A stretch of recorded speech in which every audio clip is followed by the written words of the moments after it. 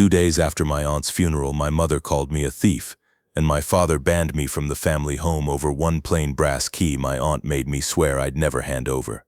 They were desperate, watching me, threatening me, and I still didn't know what it unlocked. My name is Daniel Mercer. I'm 38 years old and I live just outside Pittsburgh, Pennsylvania. I work in IT compliance for a regional hospital network, which is a fancy way of saying I spend my days making sure people follow rules they didn't write and don't care about until something goes wrong. My life isn't glamorous. It's quiet, structured, predictable.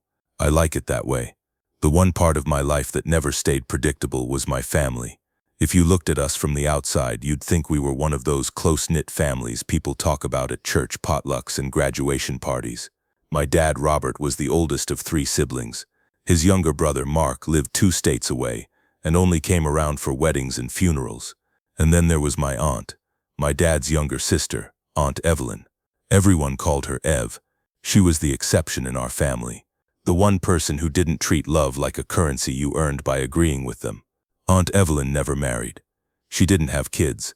She owned a small, tidy duplex in a blue-collar neighborhood, drove a 10-year-old sedan, and always kept her nails short like she was ready to get her hands dirty at any moment. She worked for decades as an administrative clerk at a law office downtown.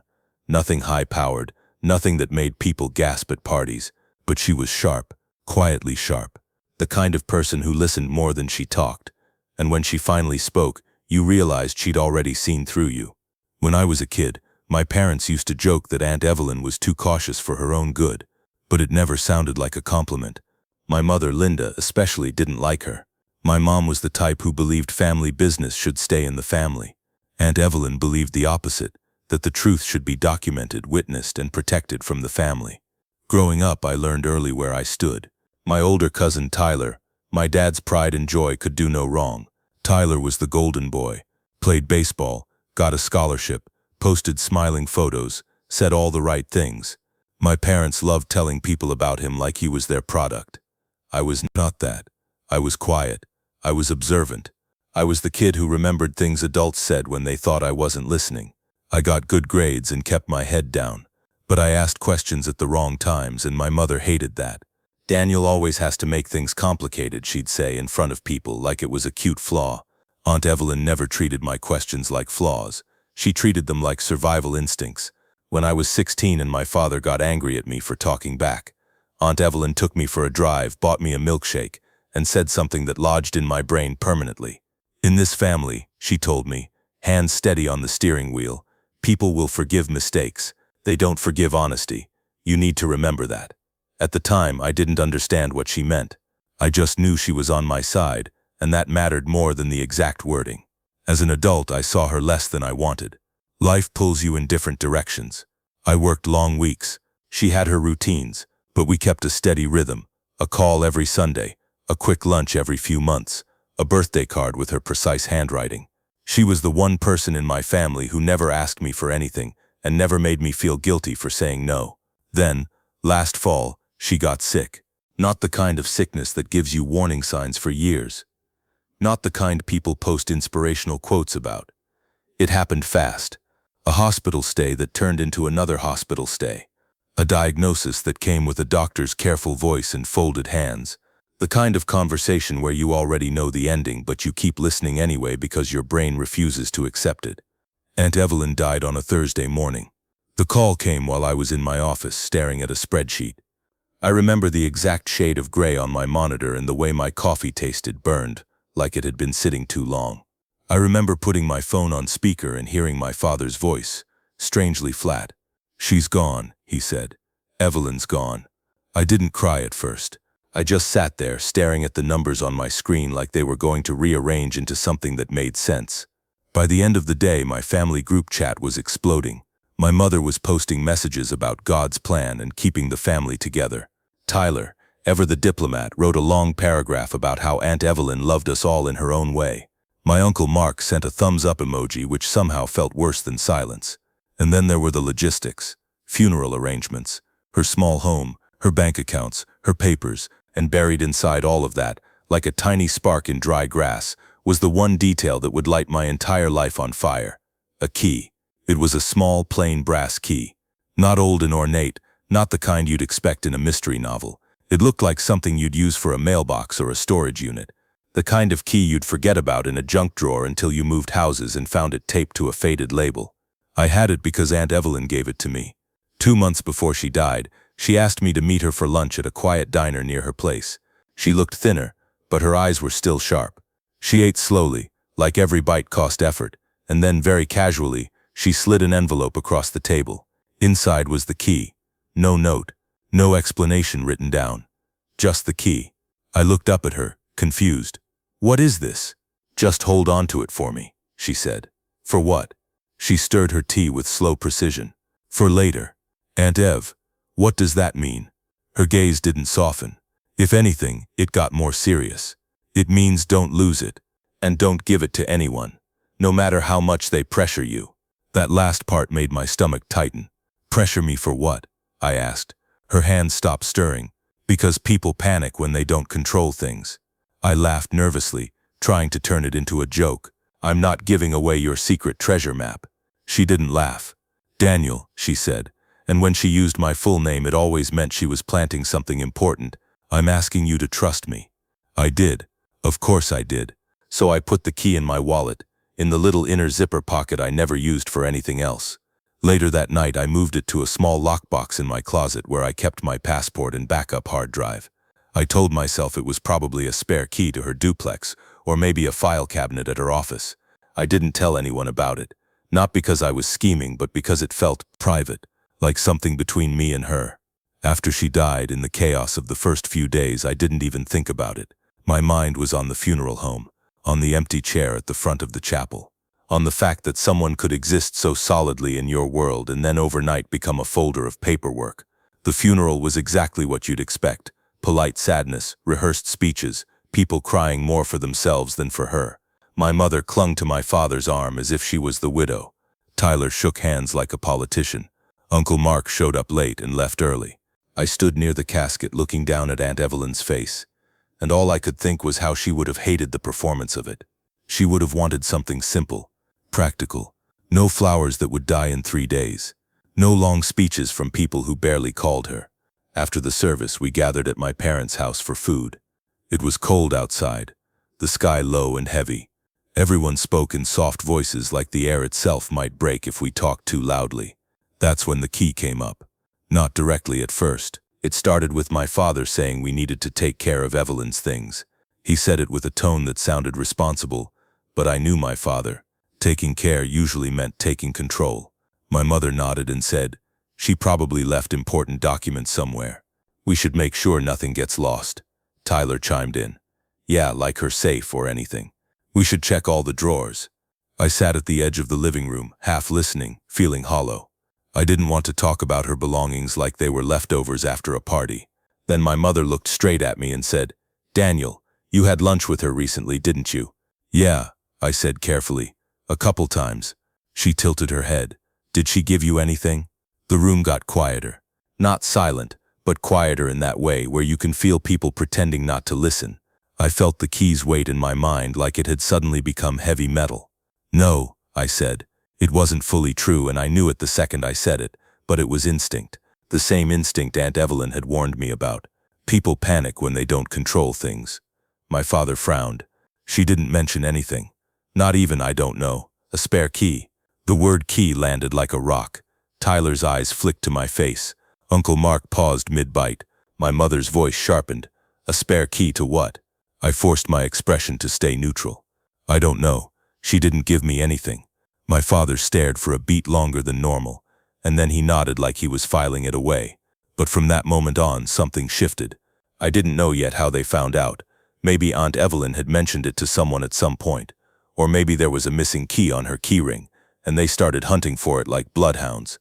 But within 48 hours, it wasn't a question anymore. It was an accusation waiting to happen. My mother called me on Saturday morning. I was at my kitchen table, laptop open, trying to distract myself with work.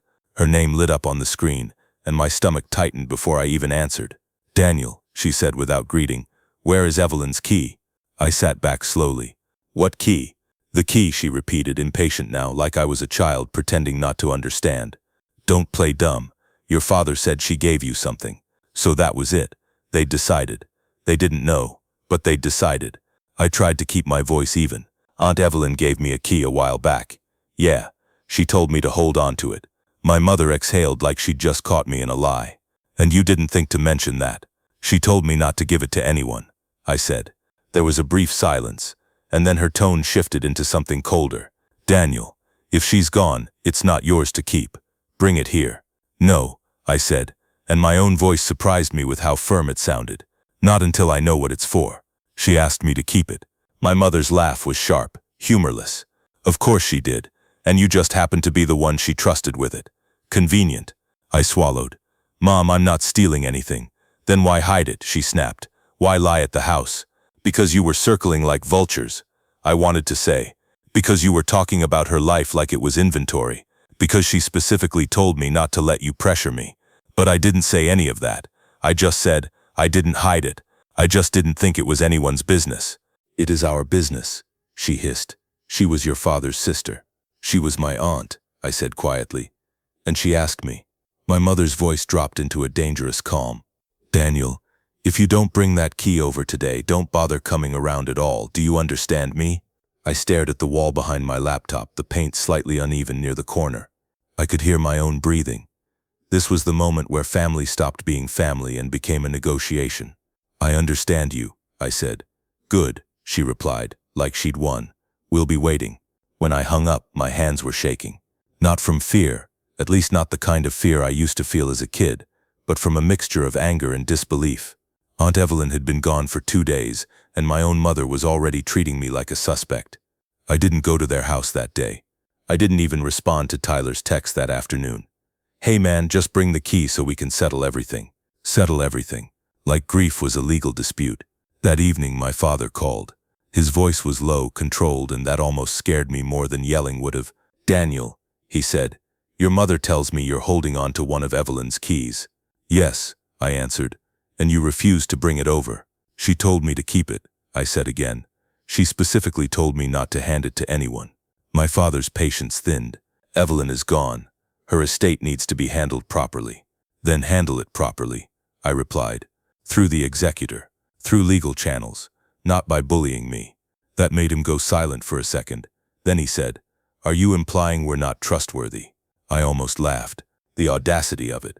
The same people who never trusted me with anything important suddenly wanted me to trust them with whatever Aunt Evelyn had protected.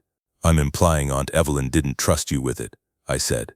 And my voice stayed calm even though my chest burned. He inhaled sharply. Watch your mouth. I'm watching it, I said. I'm also watching what you're doing. My father's voice hardened. If you keep that key, Daniel, you're going to cause problems in this family. I stared down at my hands. I didn't start this. You're making yourself look guilty, he warned. That was the line that told me everything. Not we're worried, not we're confused, not we want to honor her wishes. Guilty. In their minds, I wasn't grieving. I was a criminal holding evidence. By Monday, the story had spread. I found out because my cousin Tyler's wife, Jenna, messaged me privately. Jenna had always been polite to me in that distant way people are polite when they don't think you matter much. Her message was short. I'm sorry. They're saying some really ugly things. You should just give them the key. Ugly things. I didn't have to ask what they were. I could already picture my mother on the phone with relatives, her voice dripping with certainty. I could hear the way she'd frame it. Daniel was always difficult. Daniel always had secrets. Daniel was probably trying to take advantage of poor Evelyn. That night my Uncle Mark called for the first time in months. Danny, he said, like we were close. I hear you've got a key. It's Daniel, I corrected automatically. He chuckled. Sure. Listen, kid, don't do something stupid. Your dad's upset. Your mom's upset. This isn't worth it. It's not about worth, I said. It's about what she asked me to do. Mark's voice turned patronizing. She was sick. People say weird things when they're sick. A flash of anger went through me so strong my jaw clenched. She wasn't confused, I said. She was clear. He sighed, irritated now. Okay, then be clear with us. What's it for? A safe? A lockbox? A cash stash? Come on. There it was. The real hunger underneath all the fake concern. I don't know what it's for, I said honestly. A pause. Then Mark said, you expect me to believe that? Yes, I replied. He muttered something under his breath that I couldn't fully make out, but the tone said thief even if the words didn't. When I hung up, I felt something settle inside me. A cold clarity. They weren't going to give me the benefit of the doubt. They weren't going to ask what Aunt Evelyn wanted. They weren't going to wait for proper processes. They were going to squeeze me until I gave them control, and if I didn't, they would cut me off and blame me for the wound. The next day, I got an email from my father. It was short, formal, and copied to Tyler. Daniel, until you return Evelyn's property, you are not welcome at the house. Do not contact your mother. Do not contact your cousins. You have caused enough distress. I read it 3 times, like the words might change on the screen. I should have felt shocked. I should have felt devastated. Instead, I felt strangely vindicated. Not happy, not satisfied, but validated in the ugliest way. Aunt Evelyn had been right. People panic when they don't control things. I walked into my bedroom closet, opened my lockbox, and took the little brass key out. I held it between my fingers, turning it slowly under the light. It looked so ordinary, something you'd lose between couch cushions.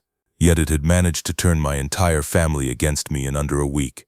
I sat on the edge of my bed, key in hand, and tried to think logically. If it was a spare key to her duplex, my family could call a locksmith. If it was a key to a filing cabinet, they could pry it open. The way they were acting didn't match those possibilities. It felt like they knew at least vaguely what it could unlock. And the only place that made sense, the only place that carried that kind of paranoia and obsession, was a bank, a safe deposit box. The thought made my mouth go dry. Aunt Evelyn had worked at a law office. She was cautious. She believed in documentation.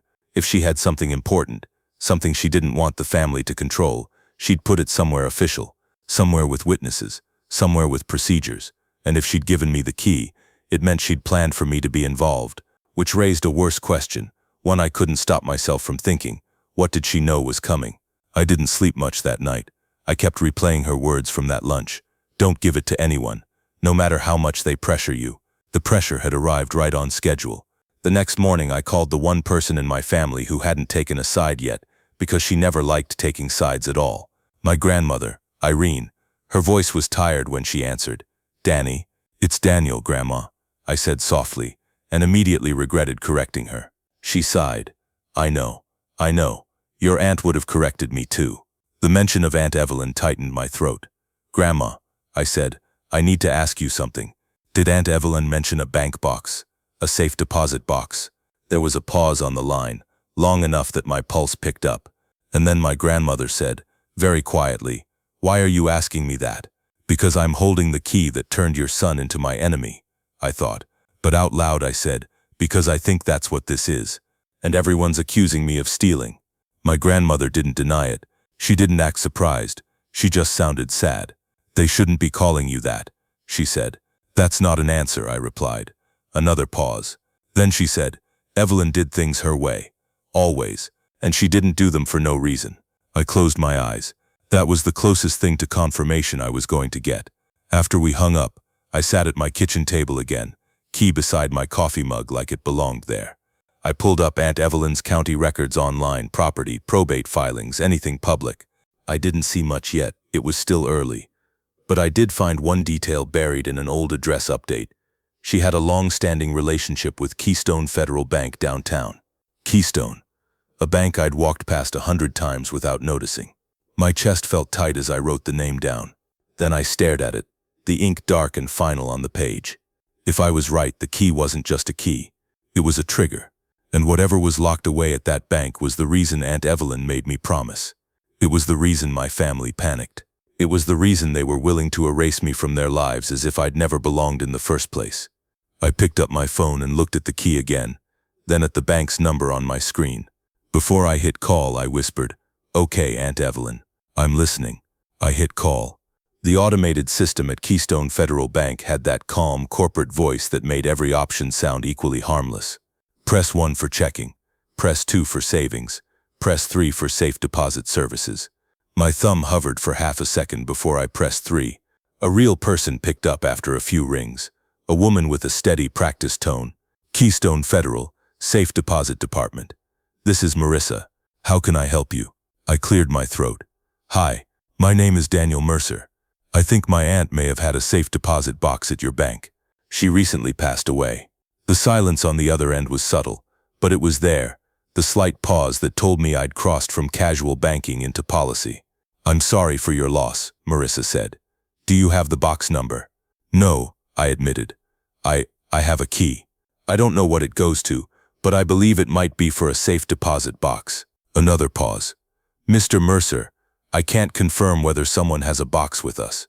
For privacy reasons, we can only discuss safe deposit boxes with the box holder or an authorized representative. I understand, I said quickly, because I didn't want to sound like I was trying to push. What would I need to do to find out legally? Her voice softened, just slightly. If your aunt passed away, the estate's executor or personal representative would need to bring documentation, usually a death certificate and letters testamentary or letters of administration. Once we have that, we can provide the next steps. I nodded, even though she couldn't see me. What if I have the key? Does that change anything? No, she said gently but firmly. A key alone doesn't establish authority. And just so you know, there are typically two keys involved, one held by the renter and one held by the bank. We can't open a box with only the renter's key. That sentence should have been simple. Policy, procedure, but it hit me like a warning flare, because it meant the key didn't give me access. It gave me a role. Aunt Evelyn hadn't handed me a shortcut. She'd handed me a responsibility, one that would force me to go through proper channels with witnesses and paperwork, the way she would have wanted. Okay, I said, trying to keep my voice steady. Thank you. One more question. If the executor comes in, does the bank notify anyone else? Like family members, we notify only the authorized representative and follow the legal documentation, Marissa said. If there are disputes, those are handled through probate. We don't mediate family issues. Family issues. That phrase felt like a polite label slapped over something uglier. Right, I said. Thank you for your help. When I hung up, my kitchen felt too quiet. I stared at the key again, and instead of feeling powerful, I felt exposed. Because now I knew two things for sure. One, the bank wasn't going to let anyone bully their way into that box, key or no key. Two, my family's obsession wasn't going to magically disappear. If anything, it was about to get worse. The next step was obvious. I needed to find out who the executor was. I hadn't been given any official paperwork yet. No probate documents, no notice, nothing. Which was strange because my father had always loved being in charge, and if he'd already filed anything, he would have made sure everyone knew it. Unless he hadn't filed anything.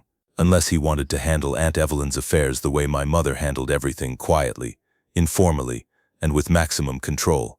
I spent my lunch break that day searching county probate filings. The website was clunky, the kind that looked like it hadn't been updated since 2006. I typed in Evelyn's full name and tried variations with her middle initial. Nothing. No estate opened yet. I leaned back in my chair, the office fluorescent lights making everything feel colder than it was.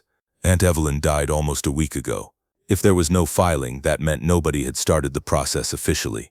And that meant my family wasn't trying to settle everything. They were trying to grab what they could before anyone could stop them. That was the moment my grief turned into something harder. Not rage, at least not the dramatic kind. More like a quiet decision. If they were willing to cut me off for holding a key, then the only way forward was to do exactly what Aunt Evelyn always did. Document, verify, and follow procedure. Even if it made me the villain in the family story they were already writing. That evening I drove to Aunt Evelyn's duplex. I hadn't been there since before the funeral. Part of me avoided it because I couldn't stand the idea of walking into her empty space.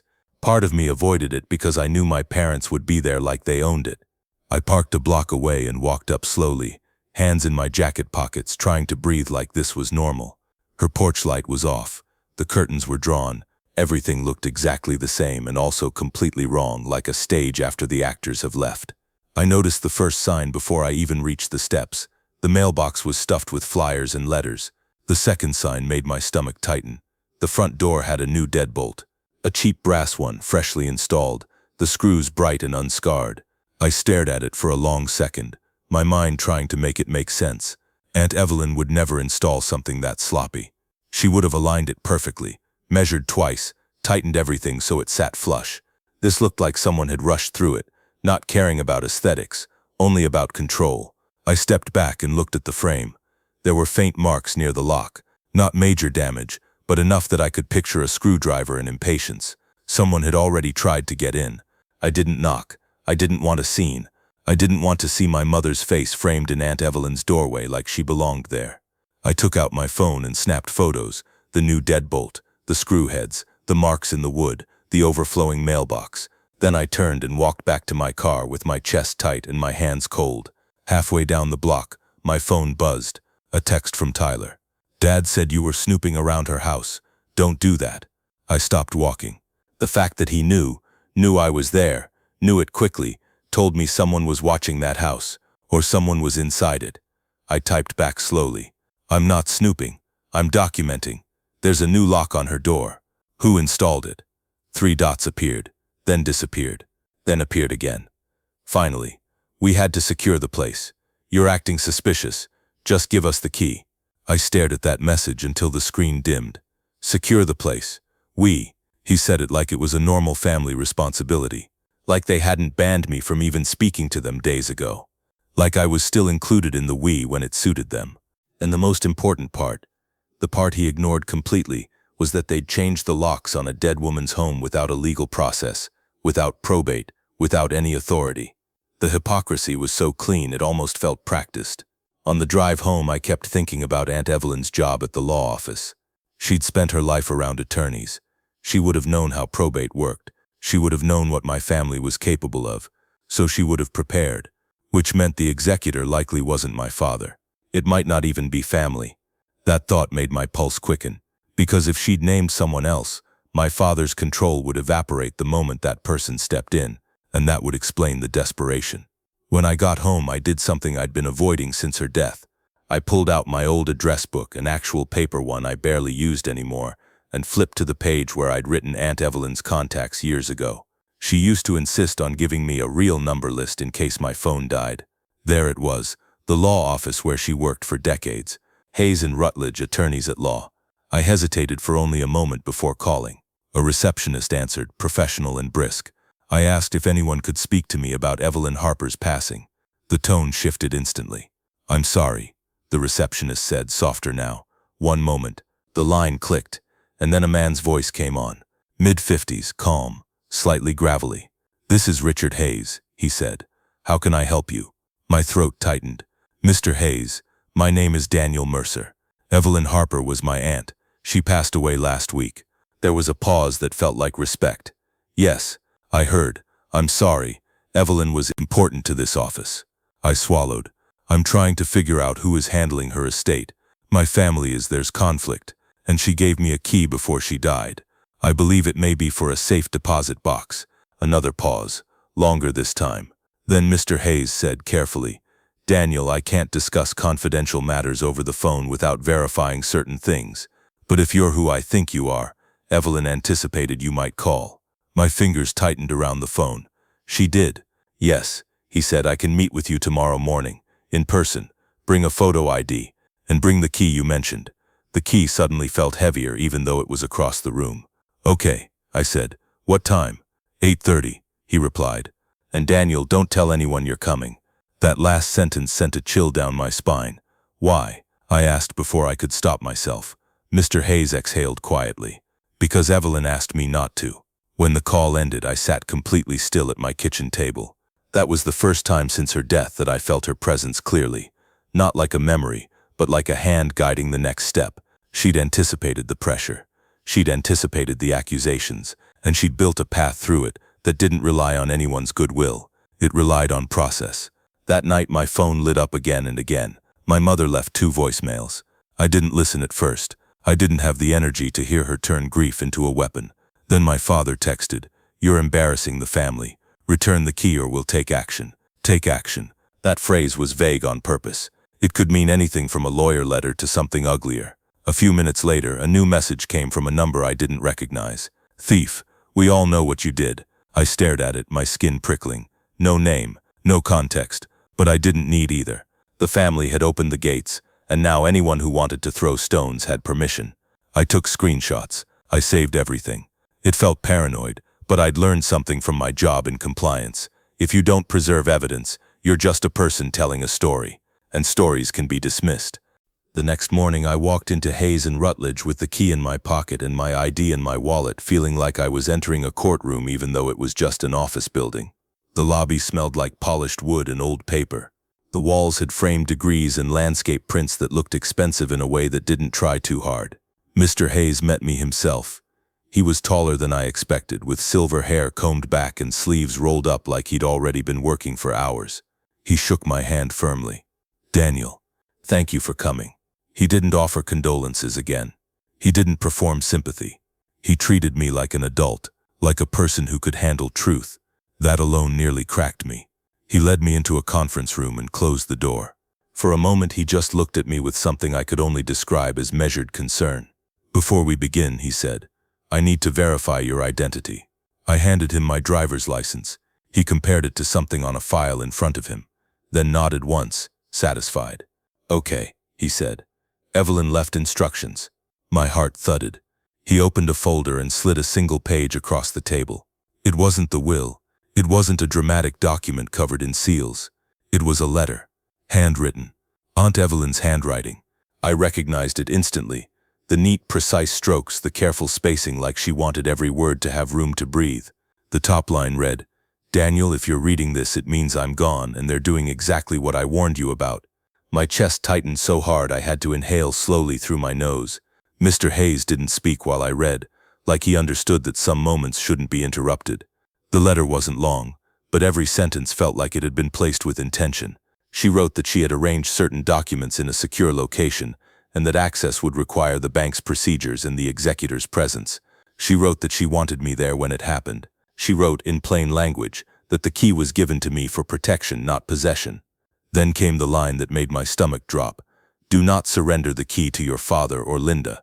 If they have it before the box is opened, they will control the narrative, and they will not hesitate to ruin you to do it." I read that line twice, not because I didn't understand it, because I did, and that understanding was horrifying. Mr. Hayes cleared his throat softly. "Daniel, Evelyn appointed me as executor." My eyes lifted from the page. "You?" He nodded. "Yes, not your father, not her brother. Me." A pulse of relief hit me so hard it made me dizzy, because it meant my family couldn't just bulldoze the process. But it also meant something else, something that tightened the air in the room. "She didn't trust them," I said quietly. Mr. Hayes didn't argue. He didn't soften it. He simply said, "Evelyn had reasons." I looked down at the letter again, at her steady handwriting. "What happens now?" I asked. Mr. Hayes folded his hands. "Now we do this properly. I'm filing the estate paperwork today. Once the court issues the documents authorizing me to act, we can coordinate with Keystone Federal to inventory and open the safe deposit box." Inventory. Open. My mouth went dry. "Do you know what's inside?" I asked. His eyes stayed steady. "I have an idea, but I haven't seen it, and I think Evelyn would want you to see it as it's opened." My fingers tightened around the edge of the table. "My family is going to lose their minds." "Yes," he said simply. I let out a slow breath. "They already have." Mr. Hayes nodded, then said something that made my skin prickle again. "Daniel, they contacted my office yesterday." My heart jumped. "They did?" "Yes," he said. "Your father demanded to know if Evelyn had a will and where it was filed. He also made allegations about me," I guessed. Mr. Hayes didn't confirm directly, but his expression did. "He claimed you had taken property," Mr. Hayes said carefully, "and implied you were attempting to access assets illegally." My cheeks burned, but I kept my voice controlled. "That's a lie." "I know," Mr. Hayes said, "but lies still have consequences when they're repeated enough. That's why you need to be very careful about where you go, what you say, and what you put in writing." I nodded slowly. "What do I do when they keep contacting me?" "You don't engage emotionally," he said. "You don't argue. You don't retaliate. You document. If they threaten you, you notify me. And if they try to interfere with the estate's assets, we will address it formally." Interfere, that word echoed, because I'd already seen the new deadbolt, the marks on the door. They were already interfering. Mr. Hayes leaned forward slightly. "Do you have the key with you?" I reached into my pocket and placed it on the table. It looked small against the dark wood surface, almost insignificant. Mr. Hayes studied it, then nodded once. "That's consistent with Keystone's older safe deposit keys." My stomach tightened. "So it is." "Yes," he said. I stared at the key, and a strange wave of emotion rolled through me. Not triumph, not satisfaction. Fear. Because confirming it made everything real. Aunt Evelyn hadn't been paranoid. She'd been prepared. Mr. Hayes slid the key back toward me. Keep it with you. Do not leave it in a car. Do not leave it at home if you have reason to believe someone might access it. I swallowed. You think they'd try to take it? His gaze didn't flinch. Evelyn did. I left the law office with that sentence lodged in my chest. Outside, the morning air felt too sharp, like it had edges. I walked to my car, unlocking it with trembling fingers, and that's when I saw my father's truck, parked across the street, not moving, just sitting there. My pulse spiked so fast it made my ears ring. I slid into my car and kept my head down, heart hammering, trying to tell myself it was coincidence. But then my phone buzzed. A text from my father. I know you're meeting lawyers. You're making this worse. My hands went cold on the steering wheel. He wasn't guessing. He was watching. And in that moment, with the key in my pocket and my family's anger closing in, I understood something I hadn't fully accepted before. This wasn't just about inheritance or money. This was about control, and they were willing to hunt me for it. I started the engine, pulled away from the curb, and checked my rearview mirror. My father's truck stayed parked, for now, but I had the sinking feeling that the next move wouldn't be a text message. It would be something that forced me to choose between my safety and my aunt's final plan. And I already knew which one she'd expect me to protect. I didn't drive straight home. I drove to a grocery store parking lot a few miles away and sat there with my hands still gripping the steering wheel, staring at the rows of shopping carts like they were going to explain what I'd just seen. My father had been across the street from the law office.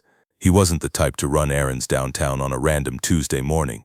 He hated the city. He hated parking garages. He hated paying meters. If he was there for me, or for the key. I reached into my pocket, felt the cold metal, and forced myself to breathe slowly, the way I did during compliance audits when people tried to intimidate me into looking the other way. Don't engage emotionally, Mr. Hayes had said. So I didn't call my dad. I didn't text him back. I did what I always do when something feels wrong. I built a timeline. I opened the Notes app on my phone and typed minor. Tuesday, 8:20 a.m. Arrived Hayes in Rutledge, Tuesday 9:17 a.m. Left Hayes in Rutledge, Tuesday 9:18 a.m. Father's truck observed parked across street, Tuesday 9:19 a.m. Text received, I know you're meeting lawyers. Then I attached screenshots. It felt ridiculous, like I was treating my family like a workplace investigation. But at that point it wasn't family behavior anymore. It was surveillance. I drove home through side streets and checked my mirrors more than I needed to. My heart didn't fully unclench until I pulled into my driveway and saw nothing waiting there. Inside, my house felt different, less like home and more like a place I needed to defend. I took the key out and did exactly what Mr. Hayes warned me to do. I did not leave it in my car. I didn't toss it on the counter. I put it back in the lockbox, then moved the lockbox from my closet to a spot that would be hard to find unless you knew where to look. Then I sat at my kitchen table again, hands flat on the wood, and stared at nothing. The grief was still there. It hadn't disappeared. It just had company now. Fear, betrayal, and a steady pressure building behind my ribs, like I was wearing a vest that was slowly tightening. Around noon, Mr. Hayes emailed me. Subject line, next steps, Evelyn Harper Estate. It was structured, clinical, and exactly what I needed. He'd filed the initial probate petition. He expected court documents authorizing him as personal representative within days, maybe a week. Once that happened, he'd contact Keystone Federal to schedule an official safe deposit box opening and inventory. He would request that I be present, per Evelyn's written instruction. He also included one sentence that I read 3 times.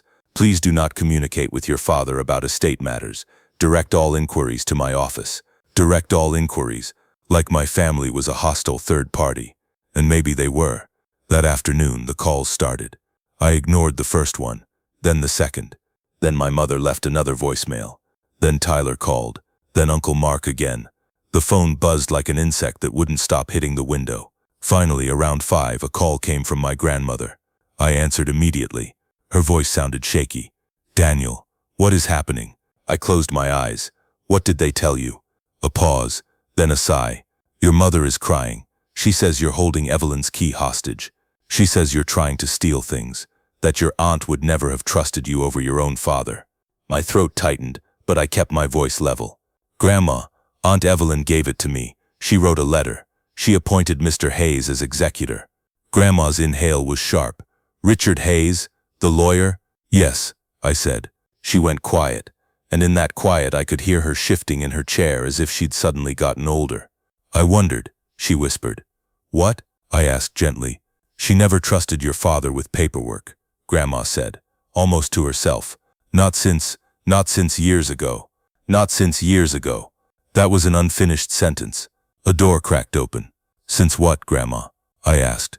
She hesitated, then said, It's not my story to tell. Evelyn kept things private for a reason. My stomach sank. So there is something. Daniel, she pleaded, please just be careful. Your father is angry, and your mother is humiliated. That word struck me. Humiliated. Not grieving, not worried. Humiliated. As if this was about how it looked, not what was true. I'm being careful, I promised. I'm not trying to hurt anyone. Grandma's voice broke slightly. I know, Evelyn knew too. That's why she chose you. When we hung up, I sat for a long time, staring at my darkened phone screen. Then my doorbell rang. It was a normal sound, 2 quick chimes. But it landed in my body like an alarm. I didn't move at first. I just listened. No second ring, no pounding, just silence. I stood up slowly and walked to the living room window, staying to the side so I couldn't be seen easily. A man stood on my porch. Not my father, not Tyler. It was Uncle Mark. He was wearing a jacket too light for the weather, hands in his pockets like he belonged there. He glanced around my porch, then looked directly at the door as if he could see through it. My pulse started hammering. Mark rang again, longer this time. I walked to the door but didn't open it. I spoke through it, keeping my voice controlled. Mark, leave. His voice came through the wood, rough and impatient. Open the door, Daniel. We need to talk like adults. We can talk on the phone, I said. No, he snapped. Phones create records. Open the door. That sentence chilled me. Phones create records. So he knew. They knew I was documenting. They wanted a conversation that couldn't be proven. I'm not opening the door, I said. He scoffed. You're acting like we're going to rob you. You're standing on my porch, I replied, after my parents cut me off, demanding I let you in. Tell me how I'm supposed to interpret that. Mark's voice dropped into something quieter, more threatening. Daniel, you don't understand what you're messing with. Your aunt's gone. Whatever she thought she was doing, it doesn't matter now. Family handles family business. I felt my jaw tighten. No, the executor handles the estate. That's how it works. He laughed, and the sound carried bitterness. Executor, lawyer, procedures. That's Evelyn's poison talking. She always thought she was smarter than everyone. I pressed my palm against the door to steady myself. Leave, Mark, he exhaled sharply. Fine, I'll say it plainly. Give me the key. No. Then tell me where it is, he said. No. A pause. Then he said, You know your dad could make your life miserable, right? My blood went cold. Is that a threat? Mark's tone turned mocking. It's reality. He's got friends. He's got influence. You're just you. I almost laughed. Not because it was funny, but because it was so revealing. In their minds, I was still the kid at the edge of the room, the one they could pressure and shame until I folded. I leaned closer to the door. I'm calling the police if you don't leave my property. A beat of silence. Then Mark muttered, You really are Evelyn's favorite little soldier, like it was an insult, and his footsteps moved away from the porch. I waited until his truck engine started, and the sound faded down the street. Only then did I exhale. My hands were shaking again, harder this time. I went back to my kitchen table and added to the timeline. Tuesday, 5:12 p.m. Uncle Mark appeared at my residence, demanded in-person conversation, requested key, referenced avoiding phone records, implied threats, left after warning of police. I took a photo of my doorbell camera notification, then another of Mark's truck as it disappeared at the end of the street, caught in the last frame of the camera. It was happening exactly like Aunt Evelyn predicted. Pressure, guilt, intimidation, and I could feel the next step forming in the shadows. If they couldn't talk me into giving up the key, they might try to take it. That night, I barely slept. Every sound made me sit up. Every car passing made me check the window. I hated myself for it, but I couldn't turn it off. At 2 in the morning, I got an email from Tyler. Subject line, please stop. The body was short. Dad is talking about filing a police report. Mom is a wreck. Just hand over the key to Dad so we can settle Evelyn's affairs. This is tearing the family apart. I read it twice. Then I responded with one line. Direct all estate questions to Richard Hayes. I won't discuss this anymore. Then I took a screenshot of my sent email, because I didn't trust anything to stay unedited if it ever got forwarded. The next morning, I got a call from Mr. Hayes. "Daniel," he said, voice calm but urgent, "your father did file a report. Not a criminal complaint exactly, more of an incident report alleging you're in possession of property belonging to the estate." My stomach dropped. "Can he do that?" "Anyone can make an allegation," Mr. Hayes said. "It doesn't make it true, but it does create noise, which is likely his goal." I pinched the bridge of my nose. "What do I do?" "You do nothing directly," he said. "You don't speak to any officer without counsel. If someone contacts you, you politely request everything in writing and refer them to me." The fact that I needed a lawyer to navigate my own family felt unreal. Mr. Hayes continued. "Also, Daniel, Keystone Federal called me back this morning. They confirmed Evelyn had a box. We'll schedule the opening as soon as the court issues my appointment." My throat tightened. "So it's confirmed?" "Yes," he said. "And Daniel, I want you to be prepared for your family to show up." I stared at the wall, my mind already picturing it. My mother's righteous face, my father's clenched jaw, Tyler playing mediator while quietly taking their side. "Can they just walk into the bank?" I asked. "They can walk in," Mr. Hayes said, "but they cannot participate, not without legal authority. The bank will have security. Still, it would be wise not to attend alone. I can arrange for a colleague to accompany us, and if necessary, we can request an officer present." An officer? At a bank? Over my aunt's safe deposit box. I thanked him and hung up, my stomach tight. All day my phone stayed silent, which somehow felt worse, like a pause before impact. In the late afternoon, I got a notification from my doorbell camera. Motion detected. I opened the live feed. Tyler was on my porch. He looked different in person than he did in family photos. Less polished, more tired. He rang the bell once, then stood back with his hands open, like he was trying to look non-threatening. I didn't open the door. I spoke through the camera's speaker instead. "Tyler, what are you doing here?" He flinched slightly at the sound of my voice coming from nowhere, then leaned toward the camera. "Daniel, come on, just talk to me." "Talk here," I said. "You're being recorded." He exhaled sharply, annoyed.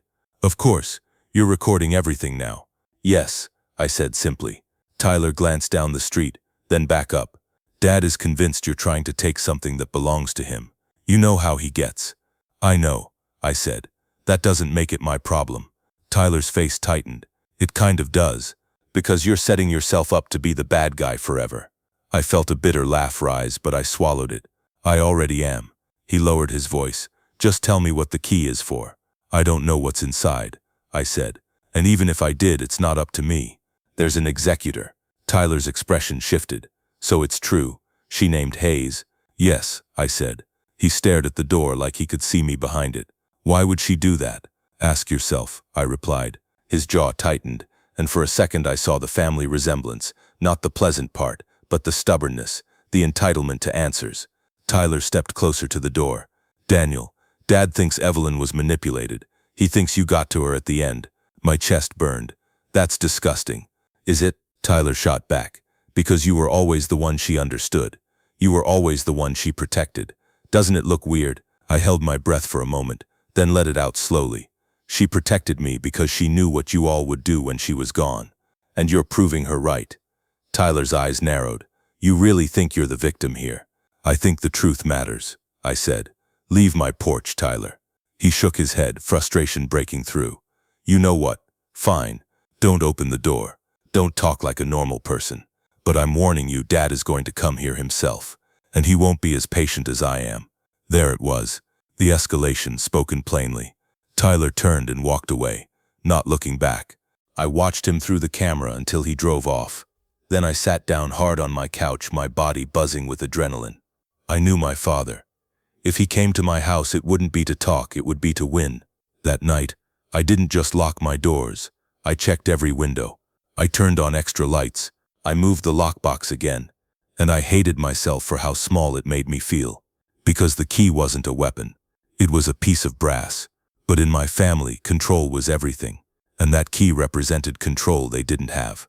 The next morning, Mr. Hayes emailed me a scanned copy of the court document. Letters of administration issued. He was officially appointed.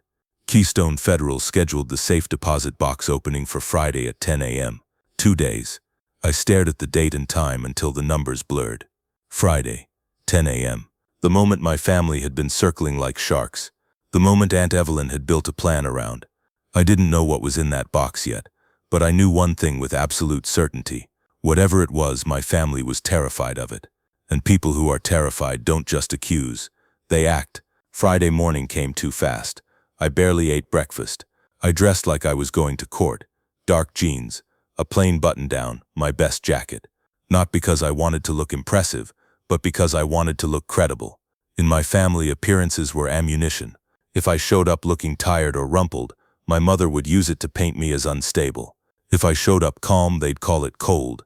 Either way, they'd twist it. Before I left, I checked my lockbox again. The key sat in my palm, small and unimpressive, like it couldn't possibly be the center of this storm. I slid it into my front pocket and patted it once like a habit. Then I did something that made me feel ridiculous but safer. I turned on my phone's audio recorder and tested it. Not to secretly record inside the bank. Banks don't play games with that, but to have something running in my car and in public spaces if things escalated. Mr. Hayes had arranged for a colleague to attend, an associate named Priya Desai. She specialized in estates, and as Mr. Hayes put it, she was unshakable. He also told me the bank would have a manager present and a security officer nearby. That fact alone told me how tense this could get. As I drove downtown, I kept thinking of Aunt Evelyn's handwriting on that letter, the calm certainty of it. She'd written like she was describing weather patterns, not family betrayal. If you're reading this, they're doing exactly what I warned you about. She hadn't been guessing. She'd been counting on it. I pulled into Keystone Federal's parking garage at 9:35 and sat in my car for a moment, staring at the concrete pillar in front of me. My hands were sweating. My throat was dry. Then I saw a familiar vehicle enter the garage, my father's truck. My chest tightened so hard I had to inhale slowly. He drove past me without looking, but he didn't need to look. The fact that he was here meant he was confident. Confident people don't just show up, they show up expecting to win. I waited until he parked farther down, then got out and walked toward the elevator with my head up. I didn't rush. I didn't linger. I kept my pace steady like I wasn't afraid of him, even though my body was screaming that this was dangerous. Inside the bank lobby, everything looked clean and quiet. Marble tile floors, tall windows, a faint smell of paper and expensive air freshener. People moved slowly, speaking in low voices, like money demanded a certain volume. Mr. Hayes was already there, standing near a small seating area with Priya. He looked composed as always, wearing a simple suit and a neutral expression. Priya was shorter than him, mid-30s maybe, dark hair pulled into a low bun, holding a thin folder like it weighed nothing. When Mr. Hayes saw me, he gave a small nod. Not warm, not cold, professional. "Daniel," he said, "you're on time." Priya offered her hand. "Daniel Mercer." I shook it. "Yes. I'm Priya Desai," she said. "We're going to keep this orderly." I didn't know why that sentence steadied me, but it did. We approached the front desk. Mr. Hayes introduced himself and provided the court documents and identification. The bank representative, a man named Carl, reviewed everything carefully, making copies, checking signatures, comparing names. The whole process took longer than it needed to, and I could tell that was intentional. Banks move slowly on purpose when people are emotional. Slowness keeps things from exploding. Carl looked at me. "And you are?" "Daniel Mercer," I said. "Evelyn Harper's nephew. She requested I be present." Carl nodded as if he'd heard that before. "Understood. We'll need you to show ID as well." I handed it over and watched him examine it. My pulse beat in my throat. I was aware of everything, the quiet hum of fluorescent lights, the soft click of shoes, the muted clink of coins somewhere behind the counter. And then I felt it, the shift in the air when my family walked in. My mother came first, her coat buttoned neatly, chin lifted like she was entering a restaurant where she expected respect. My father followed, jaw tight, shoulders squared. Tyler trailed behind them, eyes scanning, already assessing the scene like a mediator preparing for impact. When my mother saw me standing beside two attorneys, her face went hard. Not surprised, angry. My father didn't look at me right away. He looked at Mr. Hayes. "Richard," he said, voice clipped, like the name tasted bad. "So it's true. You're involved." Mr. Hayes didn't raise his voice. He didn't react. He simply replied, "Good morning, Robert." I'm the appointed personal representative for Evelyn Harper's estate. We're here for an inventory of her safe deposit box. My mother stepped forward. This is ridiculous. We are her family. Priya's gaze flicked to my mother with polite firmness. Ma'am, the bank follows legal authority. If you have documentation establishing your authority, you may present it. Otherwise, please do not interfere.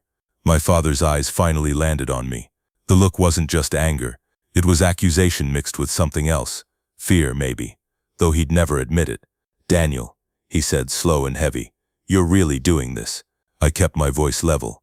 I'm following Aunt Evelyn's instructions. My mother's laugh was sharp enough to cut glass. Instructions, like you're some kind of executor. Tyler stepped between them slightly, lowering his voice. Okay, can we all just know?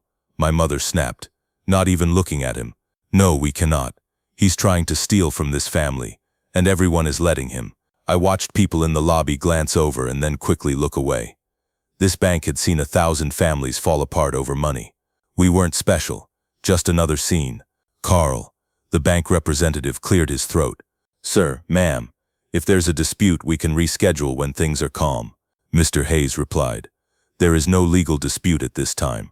We are proceeding. My father's nostrils flared. You think you can just shut us out? Priya spoke before Mr. Hayes could. This is not about shutting anyone out. This is about following the law and honoring Miss Harper's documented choices.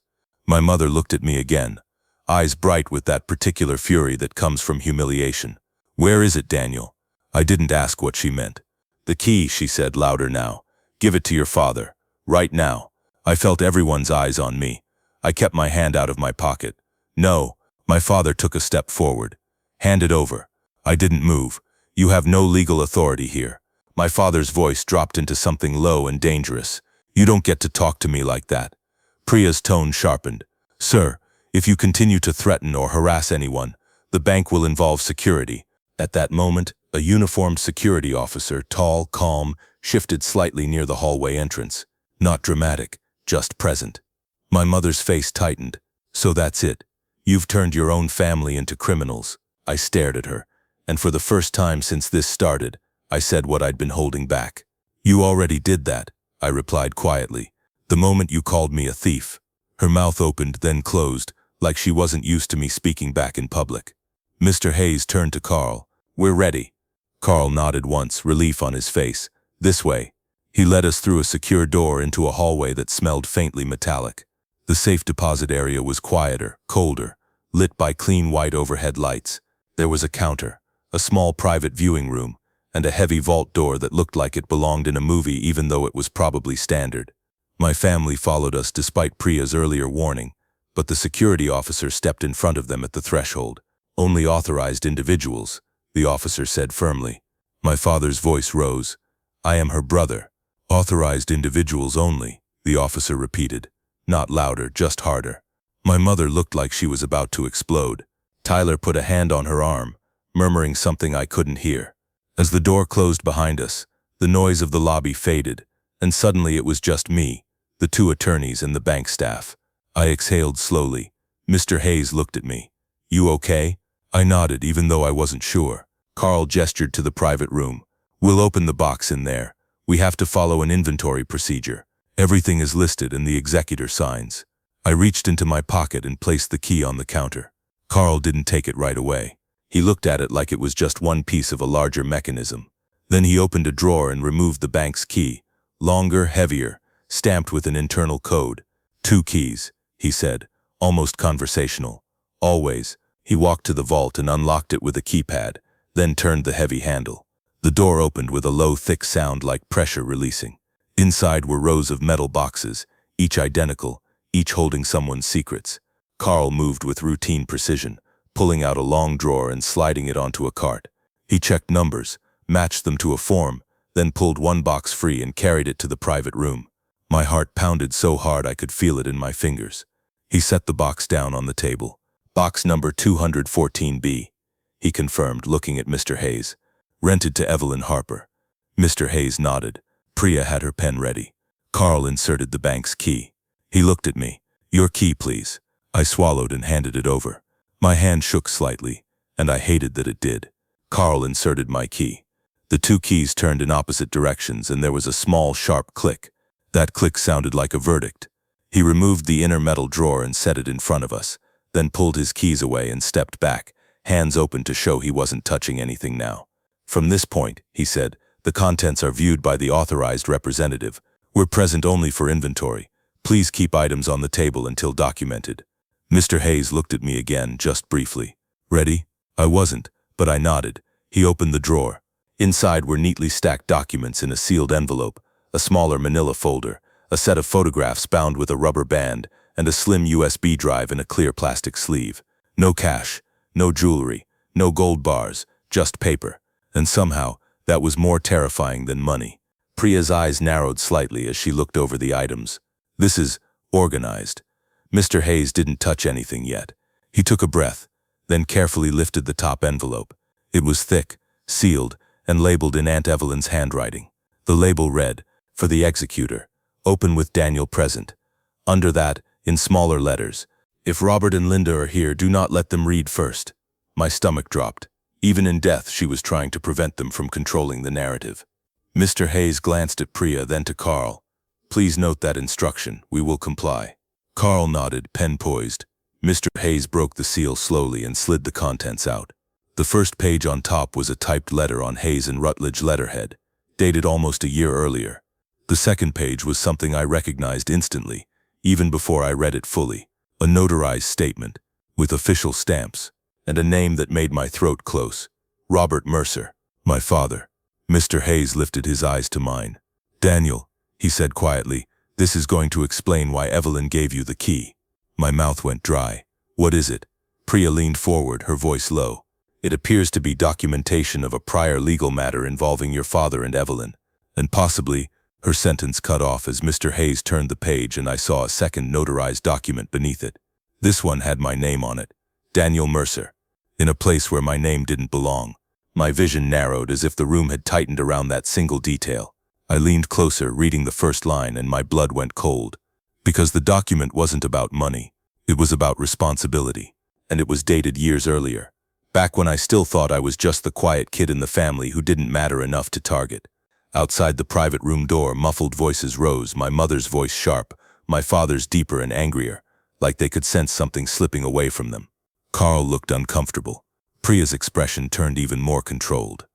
Mr. Hayes laid the document flat on the table and his voice stayed calm, but the weight in it changed. "Daniel," he said, "before we go any further, you need to understand, your aunt wasn't hiding assets. She was preserving evidence." My hands clenched into fists under the table. Evidence of what? What had my father done? And why was my name on a document inside my dead aunt's safe deposit box? I sat there staring at my own name, printed cleanly on a notarized document that looked like it had no business existing. Mr. Hayes didn't rush. He didn't dramatize it. He just turned the page and began to explain, like a doctor reading an X-ray. "This first packet," he said, tapping the stack gently, "is an identity theft affidavit and supporting documentation. Evelyn prepared it years ago and updated it twice." My throat tightened. Identity theft. Priya slid one page closer so I could read the header. Federal Trade Commission, Identity Theft Report, supporting materials attached. Then, underneath, my name again, my address at the time, a date from 8 years ago. Mr. Hayes continued. "According to Evelyn's records, 2 credit lines were opened using your personal information when you were in your early 20s. 1 credit card, 1 personal loan." I felt heat rise up my neck. "That's not possible. I would have—" "You wouldn't have," Priya said quietly, not unkindly. "Not if someone did it with enough information and you weren't monitoring your credit closely yet." My hands went numb as I skimmed the next page.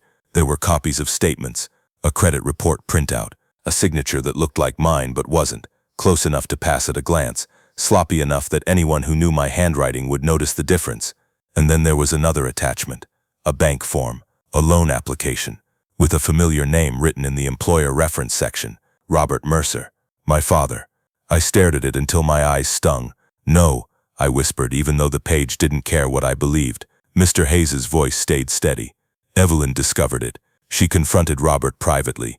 She didn't want you dragged into it. She also didn't want a public scandal for the family, especially while your grandmother was still in good health." Outside the room, my mother's voice spiked again, muffled through the door. "Let me in, this is my sister-in-law." The security officer must have blocked her because the noise shifted into angry scraping footsteps and then faded. Mr. Hayes lowered his voice. Evelyn made Robert sign an admission. He pulled out the next document and placed it flat on the table. It was a typed statement titled, Acknowledgement of Unauthorized Credit Activity. Under it was my father's name, his signature, a notary stamp, a date. A single paragraph explained, in blunt legal language, that he had opened accounts using my information without authorization, and that he agreed to repay the balances and cease all use of my identity. My stomach rolled like I'd been punched. I heard myself say, "Why didn't she tell me?" Priya answered this time, "Because if you knew, you would have confronted him, and then the whole family would have turned it into a war." Evelyn chose to solve it quietly, but she preserved proof in case you ever needed protection. Mr. Hayes nodded. She paid off one portion herself to stop interest from compounding, then made Robert repay her directly over time. That's in the bank records here. He lifted the rubber-banded photos and set them aside without opening them yet, then gestured to the USB drive. That drive contained scanned copies, email correspondence, and a recorded statement Robert left on Evelyn's voicemail when she refused to let it go. A recorded statement. My hands clenched under the table so hard my knuckles ached. The door outside rattled once, a hard knock that wasn't polite anymore. "Open this door," my father's voice boomed. Carl, the bank representative, stiffened.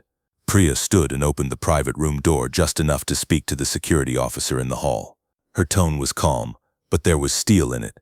"We need the lobby kept quiet," she said, "and we need them away from this door." The officer responded in a low voice I couldn't hear, and Priya closed the door again. Mr. Hayes didn't look rattled. If anything, his expression turned more certain. "Daniel," he said, "this is why Evelyn was adamant that you keep the key, not because of what the box held financially, because of what it held legally." I stared at my father's signature again. The ink looked permanent, unarguable. And suddenly, the last 2 weeks snapped into focus like a camera locking onto its subject. The panic, the accusations, the pressure to get the key. They weren't desperate to protect Aunt Evelyn's estate. They were desperate to get ahead of what she'd hidden in a place they couldn't touch without witnesses. My mouth felt dry. So when they called me a thief, Mr. Hayes's eyes softened slightly. They were projecting, and they were trying to force you into giving them control before the truth could surface. I sat back, shaking. For most of my life, my father's anger had been something I tried to manage. My mother's criticism had been something I tried to survive. Tyler's smug calm had been something I tried to ignore. And Aunt Evelyn, quiet, practical Aunt Evelyn, had been building a shield around me without me even knowing. Mr. Hayes took a slow breath. "There's one more envelope in here. This one is financial, but not in the way your family thinks." He opened the smaller manila folder.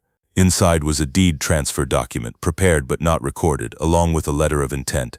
The duplex. Aunt Evelyn's duplex. She had planned to leave it to me, not as a reward, not as a dramatic twist, as protection. The letter attached was in her handwriting again. "Daniel, you won't inherit peace from this family. You'll have to build it. This property is yours if you want it. Sell it if you don't. But whatever you do, don't let them use it to keep you tethered." My vision blurred. I blinked hard and swallowed the lump in my throat. For a few seconds, the only sound in the room was the faint hum of the lights and my own breathing. Then Mr. Hayes closed the folder and looked at Priya and Carl. "We need to proceed with inventory," he said, "and then I will address the family in the lobby." Carl nodded, pen moving again, checking items off as they were listed. Priya took photos for record-keeping with the bank's permission, documenting the contents exactly as found. When everything was inventoried and resealed according to bank procedure, Carl slid the inner drawer back into the box and locked it. The click this time sounded like a door shutting on my old life. My father's voice was still audible outside, but the words weren't distinct now, just anger without shape. Mr. Hayes gathered the documents into his folder and stood. "Daniel, stay behind me," he said quietly. "Do not answer questions. Do not argue. Let them talk. Let the paper speak." We walked back into the hallway. The lobby felt hotter, louder. My mother was standing near the counter, face flushed, eyes bright and furious.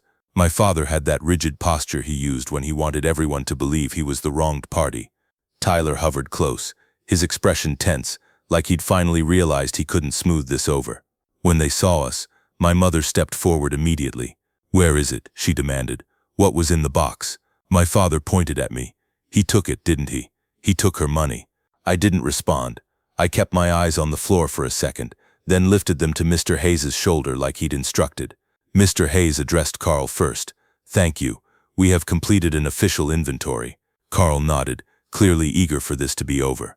Then Mr. Hayes turned to my father and spoke loudly enough for everyone to hear without shouting. "Robert," he said, "Evelyn's safe deposit box contained estate documents and evidence of prior financial fraud. It did not contain cash. It did not contain jewelry. And Daniel has not stolen anything." My mother blinked as if she didn't understand the word fraud in a sentence that included my father. My father's face tightened. "What are you talking about?" Mr. Hayes opened his folder just enough to show the top page, my father's signed acknowledgement without handing it over. "You filed a report accusing Daniel of withholding property," Mr. Hayes said. "You and Linda have repeatedly claimed he's a thief. The material Evelyn preserved shows the opposite. She was protecting Daniel from you." The lobby went unnaturally quiet. Even the teller behind the counter stopped moving, eyes fixed somewhere neutral like they'd been trained not to stare. Tyler's mouth fell slightly open. "Dad, what is he saying?" My father's jaw worked. This is nonsense." Evelyn was confused at the end. Priya stepped forward. "These documents are dated years before her illness. They are notarized. They include bank statements and repayment records. They are not confusion." My mother's voice came out thin. "Robert," my father looked at her, and for the first time I saw something close to panic crack through his control. He turned back to Mr. Hayes. "You can't. This is private." "It was private," Mr. Hayes replied, "until you decided to publicly accuse Daniel. You created the conflict. We're ending it." My father's voice rose. "He's turning you against your own family." I finally spoke, but my voice was quiet. "No," I said, "you did that." My mother's eyes flicked to me, and in them I saw something I'd never seen before. Uncertainty. Not regret. Not empathy. Just the realization that she might have bet on the wrong story. Tyler stared at his father like he was seeing him for the first time. Mr. Hayes continued, calm and final. "Robert, I am advising you now. Withdraw your report and cease contact with Daniel. Any further harassment will be documented. And if you attempt to interfere with Evelyn's property again, locks, entry, removal of items, we will pursue remedies available to the estate." My father opened his mouth, then closed it. He didn't apologize. He didn't admit anything, but he went quiet. And in my family, silence from my father was the closest thing to surrender I'd ever witnessed. My mother's shoulders sagged slightly, as if all her righteous energy had nowhere to go. Tyler swallowed hard. "Daniel, I didn't know." I looked at him, and I believed that he didn't. Tyler didn't need to know. Tyler benefited from not knowing. "I know," I said. "That's the point. None of you bothered to ask what Aunt Evelyn wanted. You just decided I was the problem." Tyler's eyes dropped. My father grabbed my mother's elbow and pulled her toward the door like he needed to get out before the walls closed in. As they left, my mother threw one last look over her shoulder. Not angry this time, just blank. Tyler lingered half a second, then followed them without another word. And then they were gone. The bank lobby resumed its normal noises like someone had pressed play again. Carl exhaled, visibly relieved. "Mr. Hayes, Miss Desai, thank you. We'll keep the file updated if any inquiries come in." Mr. Hayes nodded. Priya turned to me. "You did well," she said simply. I didn't feel like I'd done well. I felt like I'd survived. Outside, the air was cold and bright. My legs felt weak as we walked to the sidewalk. Mr. Hayes stopped near the curb. "Daniel, I'll handle the legal follow-up. The deed transfer will be processed through probate. The identity theft documentation will be available if you need it for credit bureaus or any dispute." I nodded, still numb. "Thank you." He studied me for a moment. "Evelyn loved you," he said, like it was a fact, not a comfort. "Not because you were perfect, because you were decent. She didn't see that often in your family." My throat tightened again. I managed. "I wish I'd known." Priya's voice softened. "Sometimes protection only works if the person being protected can't be forced to react. Evelyn knew you would have confronted them. She took that burden so you wouldn't have to carry it." When they left, I sat in my car and didn't start it for several minutes. I just held the steering wheel and stared ahead, letting the truth settle into my bones. My father had stolen from me. My mother had been willing to believe I was capable of stealing from a dead woman. And Aunt Evelyn had been the only one who planned for the truth to survive after she didn't. In the weeks that followed, the noise died down, slowly, stubbornly, like a fire running out of oxygen. My father withdrew his report without speaking to me. My mother never apologized. Tyler sent one message, 3 lines, saying he was sorry for how things went and that he hoped we could move forward. I didn't respond, because moving forward didn't mean going back. Mr. Hayes helped me file the necessary credit protections. I froze my credit, disputed the old entries that still lingered like ghosts, and put alerts on everything. The fraud had happened years ago, and much of it had been handled quietly by Aunt Evelyn at her own expense. But having the documentation meant I could finally lock the door my father had left open. Probate took time, like it always does. Paperwork, notices, waiting periods. But eventually, the duplex became mine, just as she intended. I kept it for a while. I walked through the rooms she'd lived in, touching the worn banister, standing in the small kitchen where she used to make tea. It didn't feel like winning. It felt like inheriting someone's last act of care. In the end, I sold it. Not because I didn't value it, because I did. I used part of the money to pay off my remaining debts.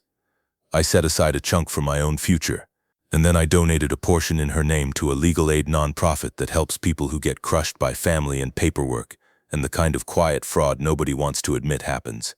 Because if Aunt Evelyn had taught me anything, it was that protection isn't a feeling, it's a plan. And my final lesson from all of this is simple, even if it took me almost 40 years to accept it. Being related to someone doesn't make them safe, and keeping the truth doesn't make you a thief. Sometimes the smallest key you'll ever hold isn't about opening a box, it's about locking a boundary for good.